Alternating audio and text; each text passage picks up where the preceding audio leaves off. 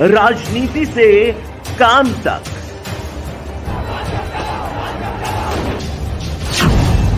अपराध से अंजाम तक,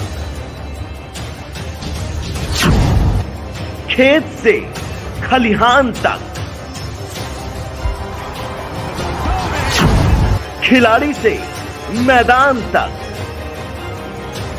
आईफा की धमाकेदार रात, सितारों से आसमान तक, अब हर खबर पर होगी हमारी नजर।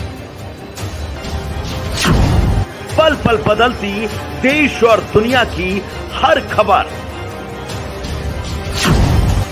पाइए सीधा अपने मोबाइल पर। रामलला अपने मंदिर में विराजमान हो चुके हैं। हर कोई बस उनकी एक झलक पाने को बेताब है। लाखों की भीड़ रोजाना अयोध्या पहुंच रही है। वहीं लोगों के मन में सवाल भी उठ रहे हैं, जैसे रामलला की मूर्ति को इतना जीवंत कैसे बनाया गया? मूर्ति की लंबाई 51 इंच ही क्यों है? मूर्ति काले रंग की ही क्यों चुनी गई? हथौड़ी, छेनी के अलावा और किन चीजों का इस्तेमाल मूर्ति बनाने में हुआ?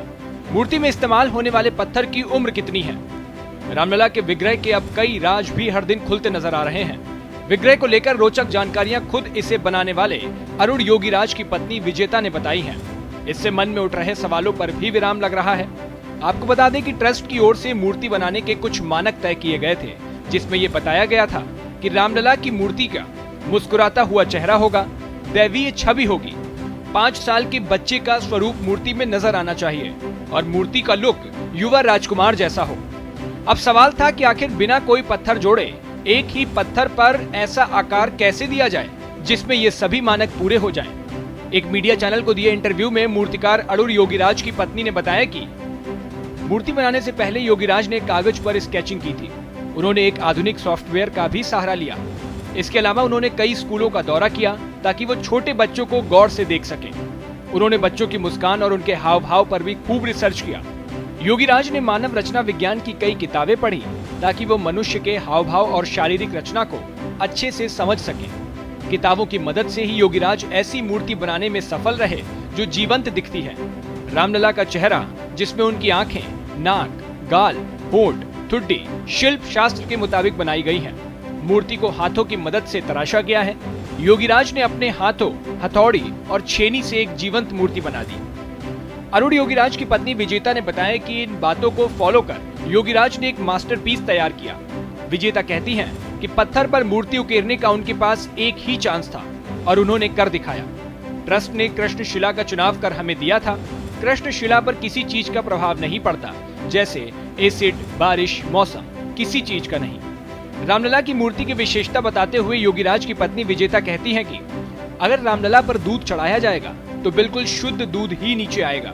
कृष्ण शिला पर किसी तरह दूध की शुद्धता या फिर दूध से कृष्ण शिला की शुद्धता पर कोई असर नहीं पड़ेगा। दूध को राम भक्त प्रसाद के रूप में सेवन कर सकते हैं और इससे उनकी सेहत पर कोई प्रतिकूल असर नहीं पड़ेगा। कृष्ण शिला की मूर्ति बनाते वक्त उससे उड़ने वाले धूल से भी सेहत को कोई नुकसान नहीं होता है। वहीं लोगों के मन में ये सवाल भी उठ रहा है कि आखिर रामलला की मूर्ति की लंबाई 51 इंच ही क्यों रखी गई? इसके जवाब में विजेता कहती हैं कि रामलला की मूर्ति 5 साल की राम के रूप की है, जिसकी ऊंचाई 51 इंच है। मूर्ति की लंबाई 51 इंच इसलिए रखी गई ताकि हर रामनवमी के दिन दोपहर के वक्त सूर्य की किरणें रामलला के माथे पर पड़े, यानी हर रामनवमी के दिन रामलला के माथे पर सूरज का तेज होगा। गर्भगृह में स्थापित की गई मूर्ति कमल के फूल के ऊपर स्थापित की गई है।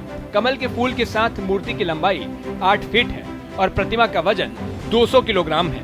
फिलहाल इस वीडियो में राजनीति की धार हो या खेल की रफ्तार, गांव की चौपाल हो या शहरों का धमाल, आप तक पहुंचेगी हर एक खबर सबसे